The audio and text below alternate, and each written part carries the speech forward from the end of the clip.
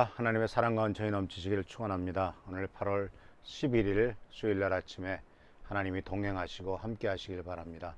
또 여러가지로 질병 때문에 또 여러가지로 어려운 일을 당하는 성도님들 하나님이 함께 하셔서 모든 기도를 응답하시고 모든 문제가 해결될 줄 믿습니다. 오늘은 어제에 이어서 하나님께서 사도 베드로를 예수님께서 어떻게 사도 베드로를 고치시고 회복시키셨느냐 하는 분야에 대해서 이제 세 번째, 네 번째, 내일 네 번째를 생각해 보려고 합니다. 오늘의 회복의 주제는 바로 사도 베드로에게 꼭 필요했던 회복, 사명의 회복이었습니다. 우리가 알다시피 이 예수님께서는 오늘 본문 말씀 속에서 이 요한복음 21장 말씀 속에서 동일한 기적을 일으키신 것을 우리가 알게 되죠.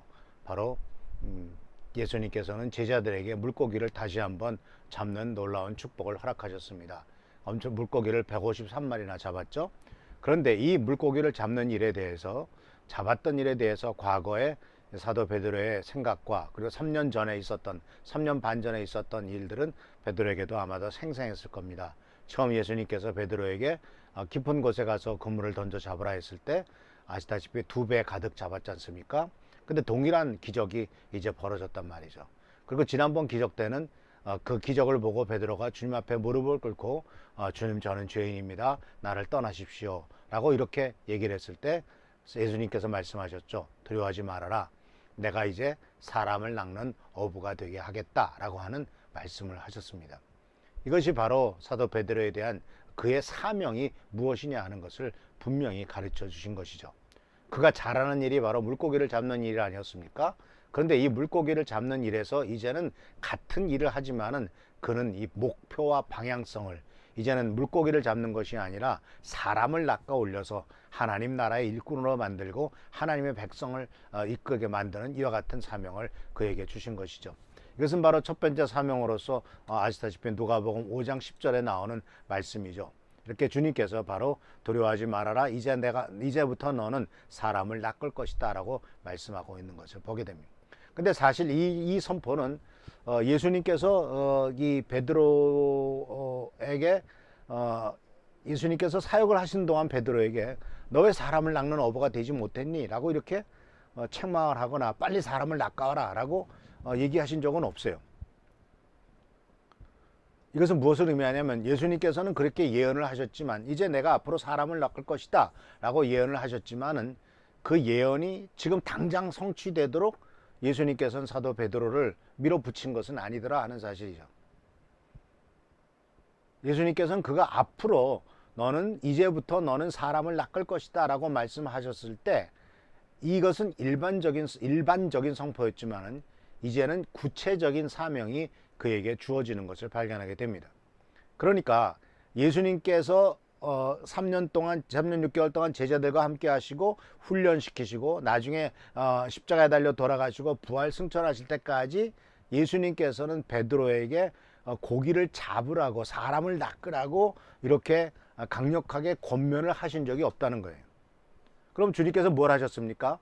바로 고기를 잡고 사람을 낚는 법을 어떻게 사람에게 다가가서 어떻게 그 사람을 고통스럽고 아프고 쓰라린 인생을 어떻게 낚아서 하나님의 백성으로 만드는가 하는 것을 실천적으로 보여주셨지 왜 너 그거 안 해? 이렇게 예수님께서 베드로를 강하게 질책하거나 베드로에 대해서 이렇게 하지 않으면 안 된다라고 말씀하신 적이 없더라라는 사실이죠. 그러니까 예수님께서는 같이 하시면서 실제적으로 당신께서 어떻게 제자들을 훈련시키셨고 어떻게 고기를 잡는가를 보여주셨고 그것을 배우고 직접 체험하고 그 옆에 있었던 이 제자들은 바로 예수님께서 하신 길을 배우면서 이제 예수님이 부활 승천하시고 난 다음에 그 일을 감당할 수 있도록 준비시키는 과정이 예수께서 살아계신 과정이었다라는 겁니다. 그러니까 훈련하고 준비시키는 과정 속에서 물론 예수님께서는 2명씩 짝을 지어 내보내면서 전도하게도 하셨고 귀신을 쫓아내게도 하셨고 많은 일을 시키셨지만은 그것의 열매가 어떠냐라고 이렇게 보시고 그것을 평가하신 것이 아니라 그런 과정을 겪어가도록 만드신 것을 보게 됩니다.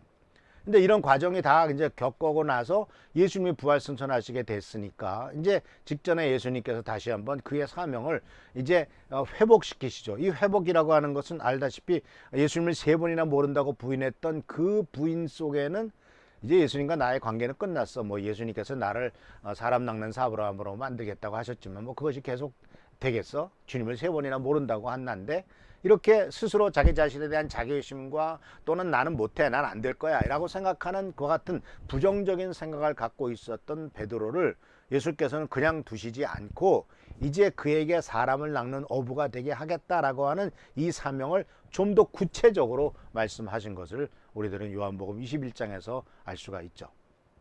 그래서 우리는 알다시피 요한복음 21장 15절, 16절, 17절에 보면은 예수님께서 동일한 질문을 던지시죠. 내가 나를 사랑하느냐?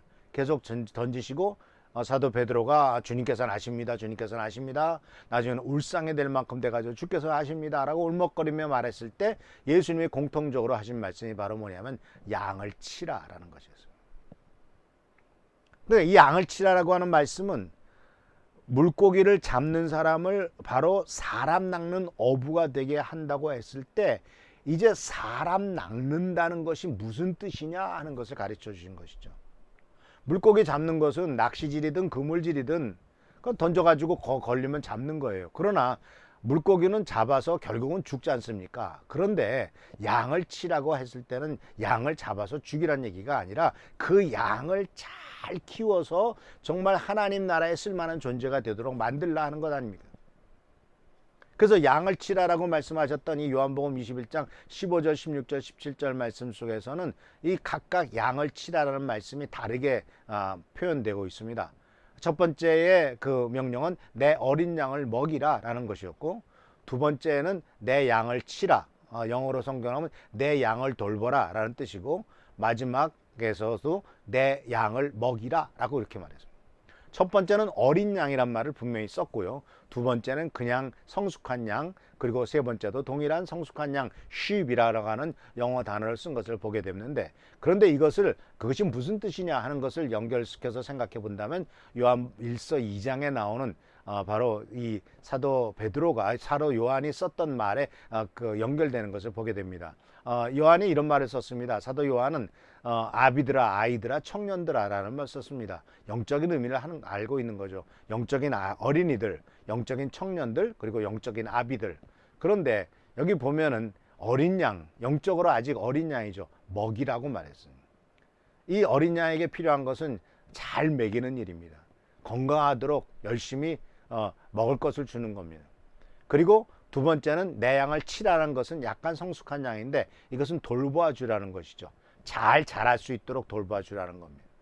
그리고 마지막으로 양은 내 양을 먹이라고 했을 때 이것은 학자들이 연구하기를 바로 이것은 아비된 양이다. 즉 새끼를 가진 양이다. 새끼를 가진 양도 잘 먹어야 되겠죠. 왜냐하면 그래야 그 어미 양에서 젖이 잘 나와서 어린 새끼 양들을 잘 키울 수가 있게 되지 않겠습니까?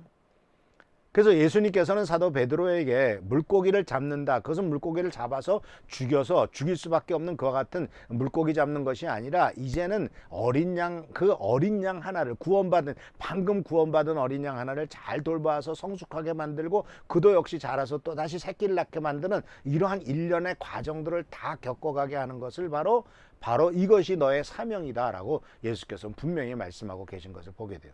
그러니까 이것은 뭐라고 표현할 수 있냐면 사명을 구체화시킨 것이죠. 살아있는 물고기를 잡아서 죽이는 그러한 물고기 잡는 자가 아니라 영혼을 구원해서 어린 양 같은 영혼을 이제 성숙한 양으로, 그리고 나중에는 새끼 가진 양으로 해서 이렇게 계속 성장해 나가도록 만드는 이 사명이 확장되고 구체화되고 있는 것을 발견할 수가 있습니다. 그러니까 예수님께서는 이제 이렇게 배반한 제자에게 예수님께서는 오히려 당신의 양을 키우는 역할을 맡기신 것을 발견하게 되는데, 결국 이 사도 베드로는 양을 키움으로써 그 자신이 양을 위해서 목숨을 바치는 존재가 되죠. 우리가 알다시피 나중에 바로 네로 왕 때 핍박이 있을 때 결국 그가 거꾸로 십자가에 달려 죽지 않습니까? 전승에 의하면은 같이 감옥에 갇혀서 결국은 콜로세움에서 그렇게 순교를 당할 때 다른 제자들이 신앙을 지켜서 잘 하나님 품 안에 가질 수 있도록 도와줬다고 합니다. 믿음을 떨어지지 않고, 그 중에는 자기 부인도 하나 있었다고 합니다. 베드로의 부인에 대해서는 전서에는 사실 그렇게 긍정적인 표현은 안 나와요. 그렇지만 사도 베드로는 자기 부인이 끝까지 믿음을 잘 지키도록, 그래서 결국 하나님 품 안에 안길 수 있도록 잘 도와주고, 나중에 그가 나중에 거꾸로 십자가에 달려 돌아가셨는데, 이런 모든 과정들을 통해서 바로 양을 치는, 어린 양이든 성숙한 양이든, 그리고 새끼를 가진 양이든 그 상황에 맞게, 그 수준에 맞게 양을 잘 쳐서 하나님께서 원하시는 감당할 수 있는 존재가 되도록 하는 이 구체적인 사명을 사도 베드로가 잘 감당한 것을 우리들은 역사를 통해서 또는 전승을 통해서, 성경을 통해서 발견할 수 있는 것을 볼 수가 있습니다. 그래서 주님께서는 이와 같이 사도 베드로를 훈련시켜서, 그리고 그런 과정을 다 겪게 해서 사명을 회복시키셨고, 결국 그는 이 마지막 사명을 끝까지 잘 감당하고 하나님 품 안에 순교한 것을 우리는 발견할 수가 있습니다. 그래서 사랑하는 성도 여러분, 주님께서는 지금도 우리들에게 많은 사명을 주시고, 이 사명도 우리가 실수하고 넘어졌을 때 이제 하나님이 날 버렸어, 하나님은 나를 쓰지도 않을 거야, 이러한 절망적인 상황이 있다 할지라도 절대로 하나님은 우리를 버리시지 않는다는 사실을 기억하시길 바랍니다. 우리들을 다시 한번 힘을 주시고 구체적인 사명을 주셔서 다음 세대를 키우고 다음 세대를 일으키는 일에 하나님 우리를 사용하신다는 사실을 깨달으면서 주님의 은혜 가운데서 다시 한번 사명의 회복을 우리도 경험하는 우리 귀한 성도님들 되시길 축원합니다. 기도하겠습니다. 오늘도 주께서 함께 하신 일 감사드립니다. 간절히 간구하고 나옵기는 우리에게 힘과 능력을 더하셔서 힘들고 어렵고 지칠지라도 주께서 베드로를 이제 아버지 사람 낚는 어부를 구체적으로 양을 치고 양을 키우는 존재로서의 사명을 회복시켰던 것처럼 우리들의 삶 속에서도 이러한 사명의 회복이 있도록 축복하시고 채워주옵소서. 우리도 사도 베드로와 같이 양을 치는 자로서의 역할을 감당하도록 도와주시고, 많은 아버지 어린 양을 성숙한 양을 새끼 가진 양으로 키워가는 우리의 사명이 성취되는 것을 우리가 볼 수 있도록 축복과 능력을 더하여 주옵소서. 함께 하시고 지켜보살펴 주시기를 바라옵고 예수 그리스도의 이름으로 축복하며 간절히 기도하옵나이다. 아멘. 오늘도 하나님께서 함께 하시고 축복하시기를 축원합니다. 할렐루야. 성도들의 아픔과 쓰라림과 고통을 위해서도 기도해 주시고 하나님의 돌보심과 회복을 위해서 기도하는 여러분 되기를 축원합니다. 감사합니다.